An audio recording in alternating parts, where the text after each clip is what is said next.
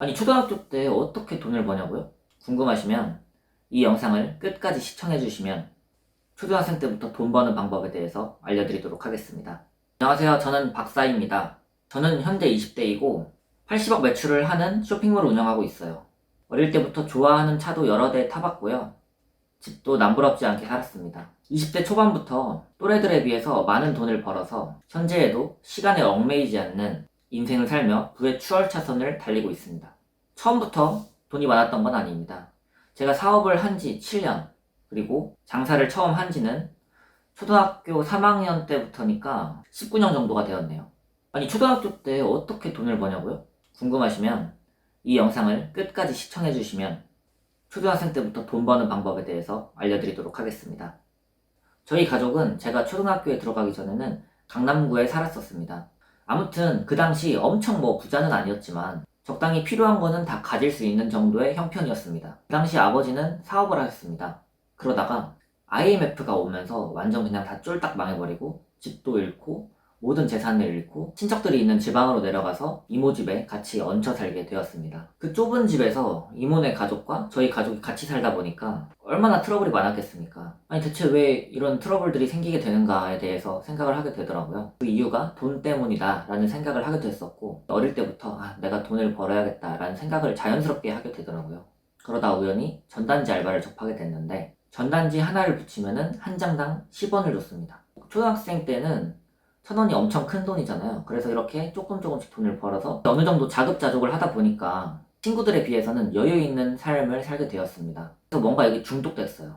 저는 이게 계속되기를 바랬습니다. 매일 하던 게임 속에서도 돈을 벌게 되었습니다. 바람의 나라라는 게임을 했는데 핫한 인싸템들이 있었거든요. 타라의 남자옷, 이가닌자의 검 이런 아이템들이었는데 이걸 끼고 있는 사람들이 너무 멋있어 보이는 겁니다. 나도 이걸 가져야겠다. 근데 이때 이 아이템들이 너무 비싼 거예요. 저는 절대 살 수가 없는 거예요. 나도 이걸 갖고 싶은데 어떻게 해야 될까 생각을 해봤는데, 바람의 나라에는 내구도라는 게 있습니다. 이게 뭐냐면은 내가 만약에 이 옷을 입고 사냥을 하는데 몬스터한테 맞으면은 이 옷의 내구도가 달아서 100의 내구도가 있다 치면은 계속 떨어지는 거예요. 사냥을 하면 99, 98, 50, 그 다음에 1이 되고 내구도가 0이 되면 이 아이템은 사라집니다. 이 아이템이 사라지는 거 너무 아깝잖아요. 그러다 보니까 내구도가 1%일 때 사람들은 더 이상 이 옷을 착용하고 사냥을 하지 않고 이 옷을 팔게 됩니다. 1%의 내구도를 가진 아이템은 사냥할 때는 가치가 없지만 저처럼 이렇게 뽀대만 내고 싶은 사람들이 많았기 때문에 어느 정도의 가격은 형성이 되어 있었죠. 잘 기억은 안 나지만 저는 이 1% 내구도의 이간인자의 검과 타라의 남자옷 이 두 개의 아이템을 한 5만원 정도에 샀다고 칠게요. 이렇게 뽀대나는 아이템들을 입고 돌아다니다가 어느 날 누가 1%짜리 타라의 남자옷을 7만원에 산다고 하는 겁니다. 그래서 이 사람한테 팔았어요. 그랬더니 내 5만원짜리가 7만원이 됐네? 이러한 아이템들을 싸게 사서 비싸게 파는 걸로 시세 차익을 이용해서 계속해서 돈을 불려나갔어요.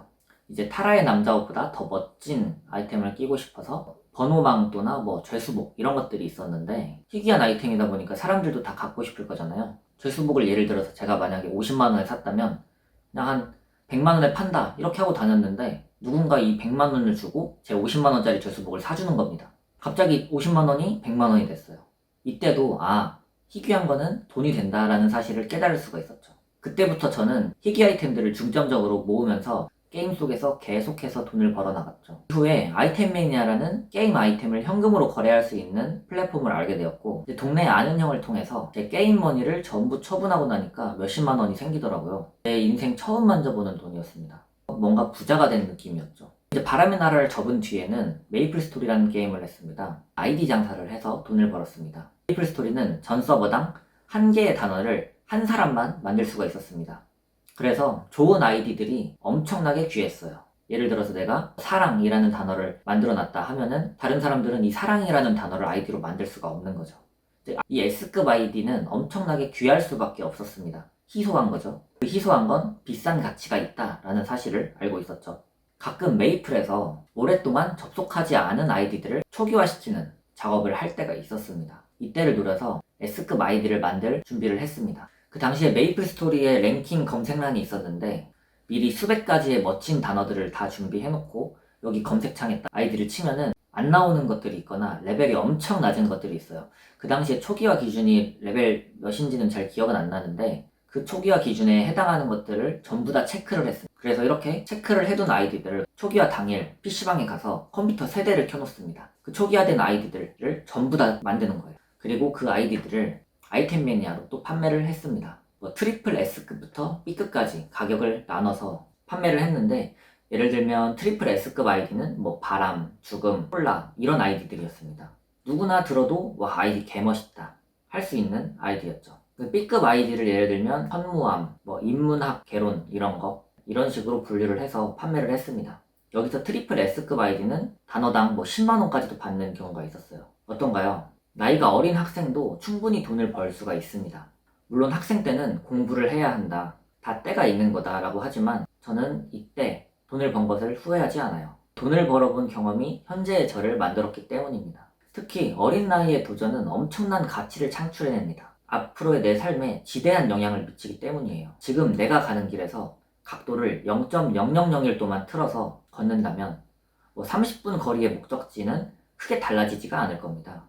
하지만 그 틀어진 각도로 1년, 10년을 계속해서 걷는다면 각도가 틀어지기 전과 현재 각도를 틀어서 갔을 때의 목적지는 크게 차이가 날 것입니다. 저도 이때 공부를 하는 길 대신 돈을 버는 길을 택했기 때문에 현재 80억 원의 매출을 만들어낼 수 있었던 것입니다. 그때 만약 남들이 다 가는 길로 제가 함께 갔다면 지금의 저는 있었을까요? 아마도 없었을 겁니다. 여러분도 지금과 다른 인생을 살고 싶다면 내 삶의 방향을 0.0001도 틀어서 걸어보시길 바랍니다. 다음 영상에서는 누구나 다 따라할 수 있는, 고등학생도 집에 있는 물건만으로 월 100만원 버는 방법에 대해서 한번 이야기해 보도록 하겠습니다. 끝까지 봐주셔서 감사합니다.